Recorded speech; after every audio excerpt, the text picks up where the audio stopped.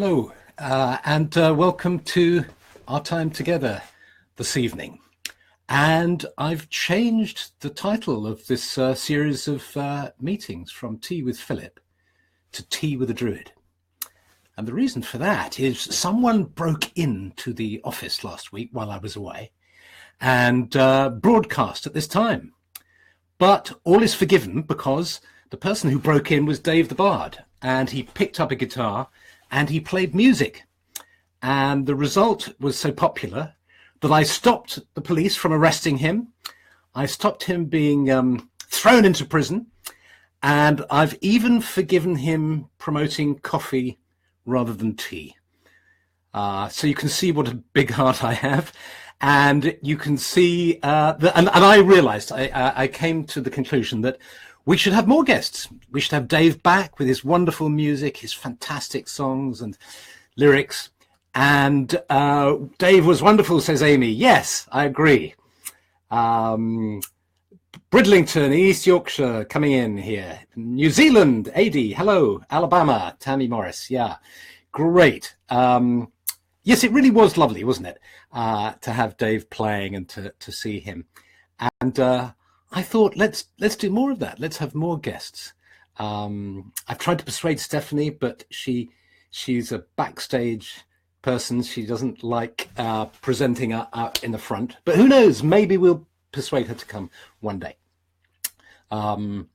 So we'll just have to persuade Dave not to promote coffee. This is definitely tea at tea time. So while Dave was entertaining you, I was in the most extraordinary place, which was North Watford, an extraordinary place, exotic North Watford, and Athens, and Derbyshire and California. Hi, everyone. It's great to see everybody gathering. And of course, we're an hour later, which might suit some people. I think certainly in the States, perhaps it's a better time for you, because I think, as far as I understand, we're an hour earlier, unless you've changed your clocks as well. So it's great to be with you. And it was lovely being in America last week, being in Louisiana and talking to people who join us in this circle every week. And that's fantastic. Patrick Bourgeois being one of them. Keith Ferguson asking if I'll sing. Well, I think you'd regret that, Keith. Let's wait and get Dave back on sometime. So, but Charlotte Ann, I'm afraid you must leave at once because you're enjoying coffee. Go back, get some tea, and then come back again. So now, I want to talk to you really about an idea that was triggered when I was in the States, which was visiting New Orleans. I had a fantastic time with the Gulf Coast Gathering, a bunch of Druids and friends and family, where we spent some days together, and that was wonderful, by the fire, meditating, doing workshops, visiting the extraordinary trees that you have there, the live oaks with the spooky Spanish moss that dangles down from them. And then I went to New Orleans. And New Orleans is one of the most fabulous cities in the world, I think. It's so beautiful. It's incredibly rich in culture with its Spanish, French, even Portuguese influences, Haitian influences, Afro-Caribbean influences, African influences, Native American, Indian influences, all those influences. And the Cajun influences, the Acadians down from Canada and originally France and so on. So an incredible mixture. And not only that, but it defies gravity. It's a city where you stand on a levee and you see the water level there of the great Mississippi. And then there's the city down there. It's mad. It defies common sense. It defies logic. And it defies the laws of physics. And yet it's there. And for me, feeling so free in New Orleans and feeling the kind of sense of celebration and multiculturalism in New Orleans, the wonderful sort of kind of weaving together of different cultures and peoples, it occurred to me that it was a wonderful message. I thought, I feel so at home here, sitting in a little cafe in 80 degrees Fahrenheit sunshine, jazz being played on street corners and in cafes, this tremendous sense of freedom. What does it say for us? And I think the message it is giving really is to allow your soul to shine, to allow yourself to be different, to be unique, to not be a slave to normality, to ordinariness, to what we think as conformity. This is a big thing, I think, because there's this tremendous pressure for us to be normal, so-called normal, to conform.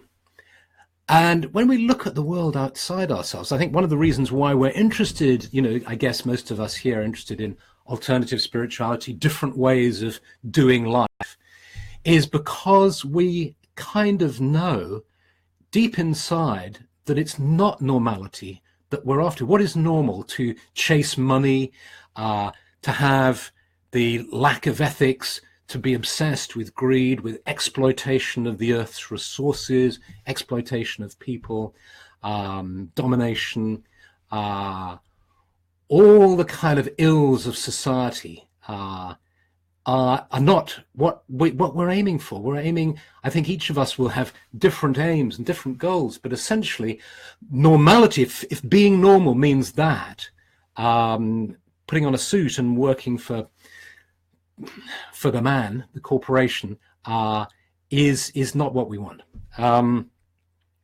And the city seems to be saying that in a way. It's saying, don't conform. And, what I like to think of, normality, the way science is so revered, and of course it's been hugely valuable, so I'm not discounting the effect of science at all, but there's a way in which putting on a white lab coat is okay, but putting on a white robe is not.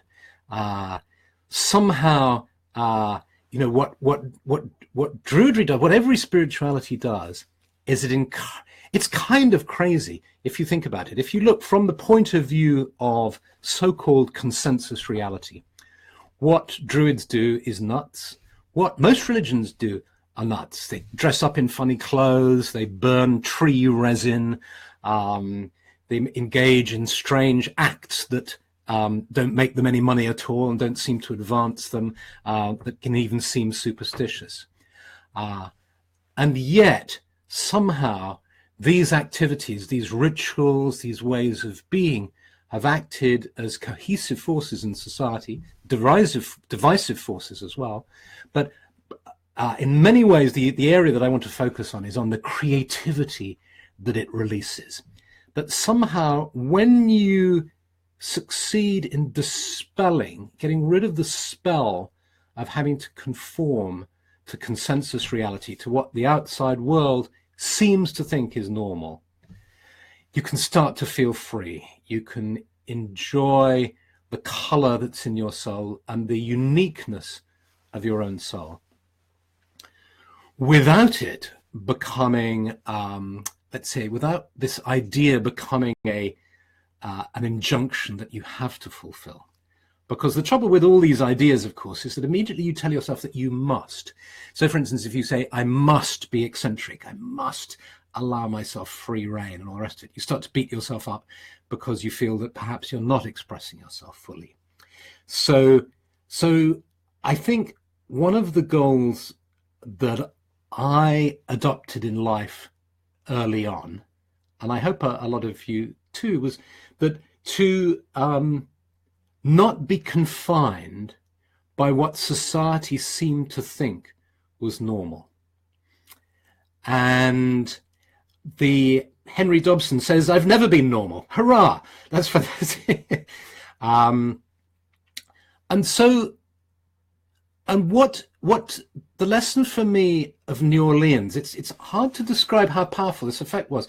I've only been back a few days and my dreams have been full of images of New Orleans and feeling like I'm still there and the Mississippi flowing through me and all the rest of it. So I want to dig a little deeper into this, because Mississippi in New Orleans is, if you can imagine the Mississippi River making a curve like that, this huge river, Old Man River, and then this massive lake above it, Lake Pontchartrain, and then the center of the city, the French Quarter and so on, being trapped between the Mississippi and Lake Pontchartrain. So it's, water on both sides. So when the hurricane hit, there was so much water around to be thrown around that you had such a disaster in the making. And from a kind of engineering and geographical point of view, you look at this city and you say, well, it just shouldn't be here. It's in this river delta, but it's in a liminal place. It's as if, as someone said, the earth can't quite decide whether it wants to sink to the bottom of the water, or whether it wants to be the resting place for the alligators and the mosquitoes. So earth and water are moving. Practicality, earth, water, emotion, feeling, slipping and sliding together in this place. And then the air coming in with a hurricane, the air coming in and whipping it all up like that. But then the city doesn't die. It's like a phoenix. It rises again.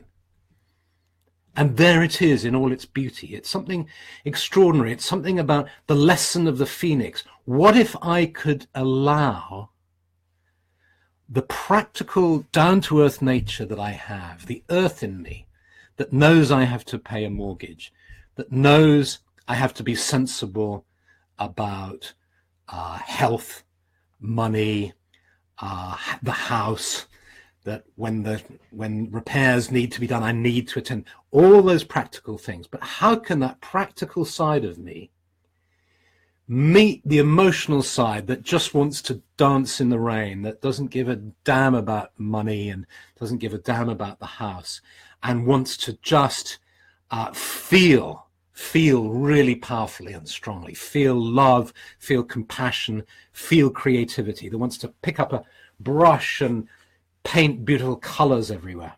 How can I let them somehow live together inside me and let the strong winds blow through me, and accept the fact that I live a fragile, precarious life?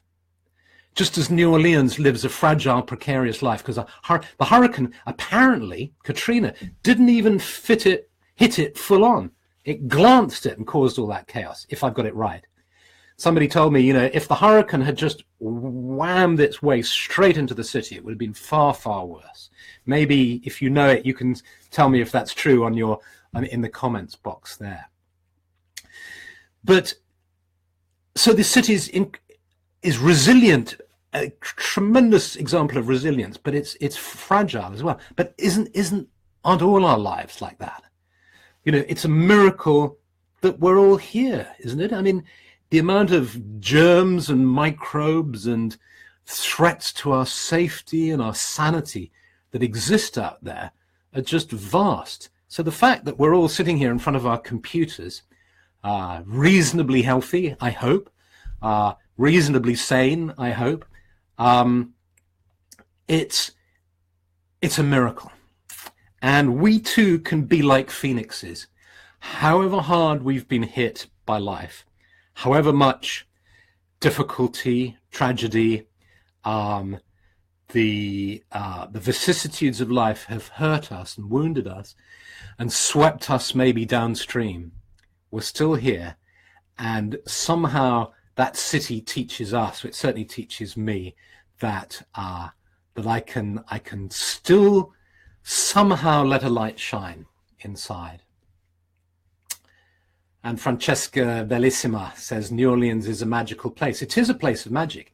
It was in the Voodoo Museum, and it was wonderful interacting there. This wonderful, charismatic woman who was at the door, the reception, she was stopping people. But as you bought a ticket, she'd ask you questions. And the English girl who was queuing up in front of me, she said, "Well, honey, what blood group are you?" And the girl said, "I honestly don't know." So she shouted to the back of the museum, "We've got some fresh blood coming, honey." And each person she teased a little bit. She asked me my name, wrote it on a little bit of paper, and so on. So it's a fun place to be, as well as a heartening place and a magical place.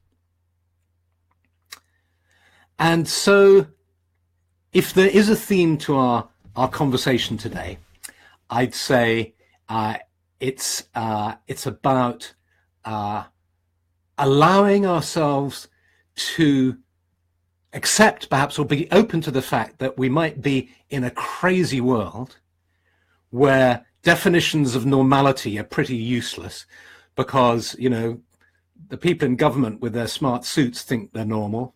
The The scientists in their white lab coats think they're normal. The soldiers think they're normal. And you know, what is it? So we're in this crazy world, and yet we're here, we're alive, we're together, and we're together in this clearing in the forest now, in our imaginations in the virtual world. And let's do a meditation now to honor our uniqueness, our eccentricity, if you will, because New Orleans is an eccentric city, and we all have the potential to be eccentrics. If you look at the history of Druidry, when I was younger, I was kind of embarrassed by the history of Druidry because it's so eccentric, it's really wacky. But as you start to study other spiritual paths, you see they're all wacky. Every spiritual tradition is kind of wacky. It's got extraordinary characters, it's got mavericks, it's got rogues, it's got wonderfully enlightened people who do amazing things. It's very colorful. All spiritual paths are colorful and strange and eccentric. And you can either be embarrassed by that or you can celebrate it. And I want to celebrate it. And I want to celebrate the potential we all have for being eccentric. And we can do this in the privacy of our own homes now. We're all together, but we're also in a kind of private situation. It's rather a unique experience of where we're all kind of very public, all of us being together here in this public setting, but also we're really private. We're on our own in our houses, looking at our computers, and we're in our own castles, our own kingdoms of privacy. So we can feel however we like. We can do whatever we like. And what I'm going to suggest that we do is we just take a few moments to be aware of being together in this virtual world. We've arrived in this place, and our physical bodies are just really comfortable where we are, sitting in front of our computers or tablets or phones, just starting to feel just more and more relaxed, and just becoming aware of being seated in a sacred grove, the idea of a clearing in a forest. And in this clearing, we're out in nature, so we have the strength of the earth beneath us, the feeling of the earth beneath us. And we breathe in deeply and we breathe out deeply. And we allow our troubles and worries to sink into the earth. And we feel the slow healing power of the earth just grounding us and settling us.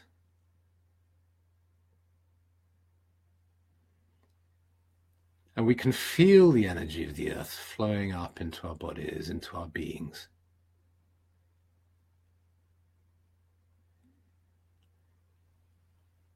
And we become aware of the trees around us. And we sense them as living beings, their roots stretching down into the earth, their trunks soaring up, their branches and leaves high above us. We can smell the trees. We can breathe in the essential oils that they're excreting through their leaves, that every tree excretes.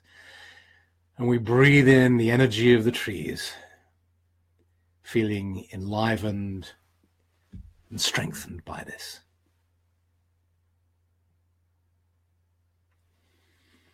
And we become aware of the energy of the sky.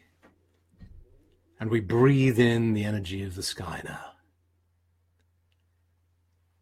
And we feel the energy of the sky flowing into our lungs, into our bodies, into our energy fields, bringing us vitality. And the energy of the sky meets the energy of the earth within the center of our being.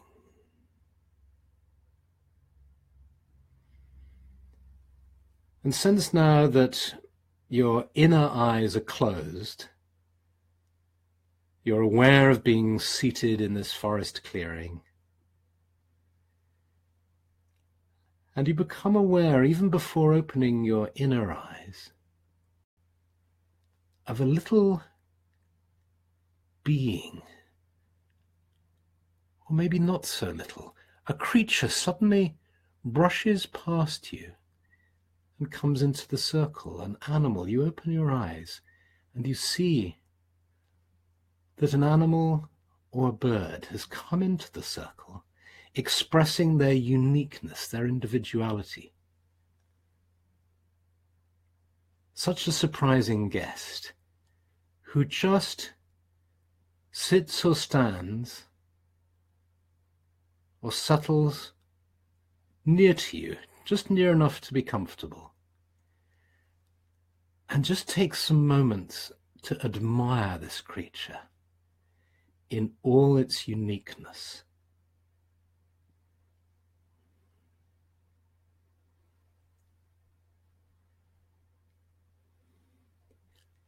Just be open to its uniqueness, perhaps its smell, or the feeling that comes to you from this creature.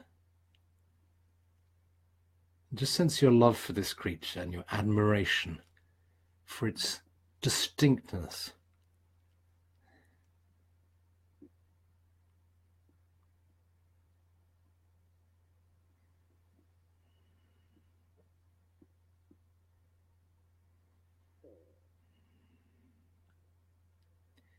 And if it feels all right, ask it if you can touch it. It may not want you to touch it, but if it's okay, just see if you can just stretch out a hand and just very, very gently place your hand upon it, or just be in touch with it in some way, and just to deepen your sense of appreciation of this being.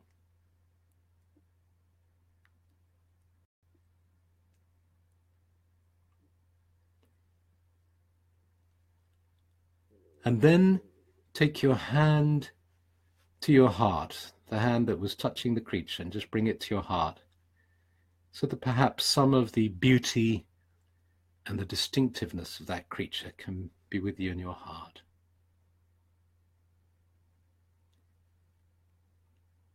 And you sense the creature leaving the sacred grove to return to where it came from, but knowing you can meet it at any time if you wish, simply by going into meditation again. You give thanks for it. You take your hand from the heart and place the palms of both your hands on the ground. And you give thanks to the earth, a blessing on the earth, a blessing on the trees around us, a blessing on the sky above us. May the earth be blessed, and may all our lives be blessed. And then slowly allow your awareness of the sacred grove to fade, and just feeling really comfortable in your own body, taking a breath, and then as you breathe out, just open your eyes to become aware of being seated in front of your computer or your tablet.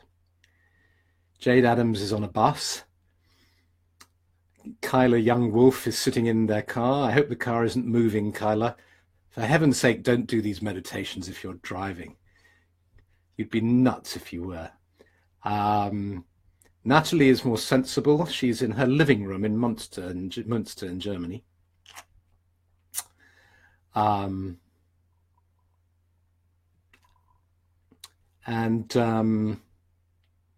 I hope you enjoyed that. Tell me if you saw an animal. Doesn't matter if you didn't, but it'd be interesting to see. I had a beautiful little elephant who came and sat with me. Do type what animal came if it did. It'd be kind of fun to see that. And it was a rabbit for Nadine.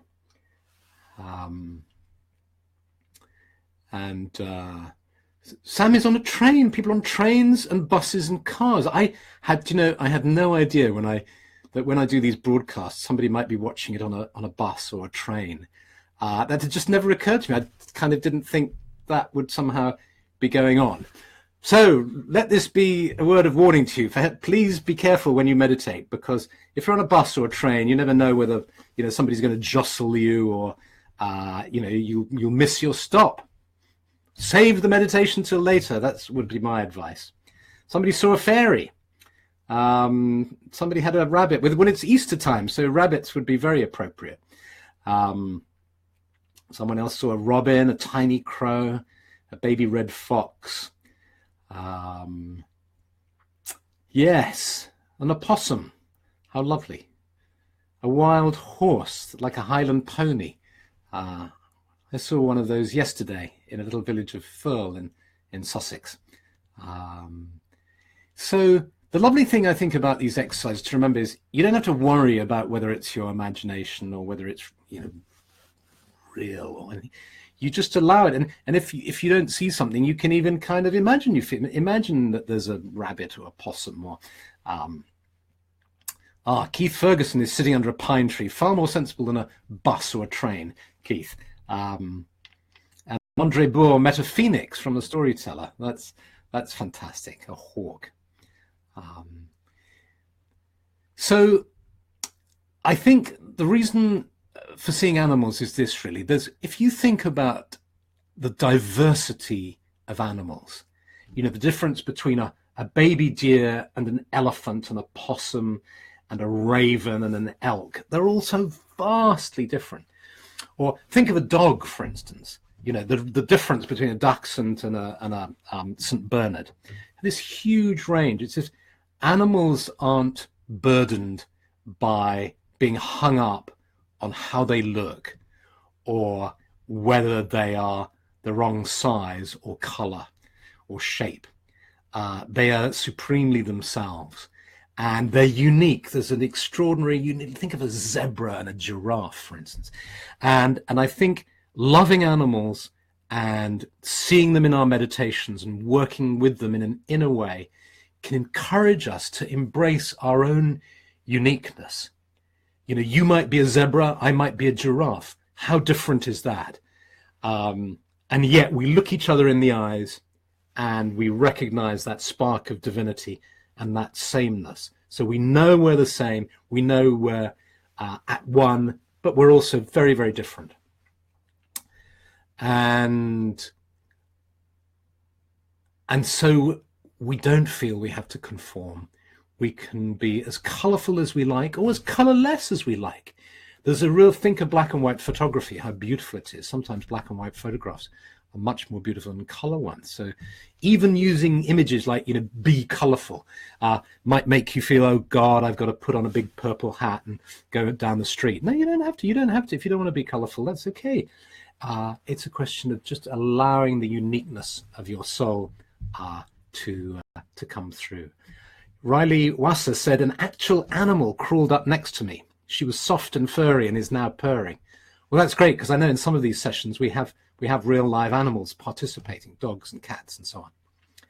So, look, I will say goodbye to you now. And from now on, we're going to be having tea with a druid. I'll be seeing you next week. Who knows who you'll be seeing in the future? And maybe we'll have some animals come along. That would be great. God, I'd love to bring an elephant in here. That would be such fun. So have a lovely week, a wonderful week, and see you all next week. Okay, lots of love.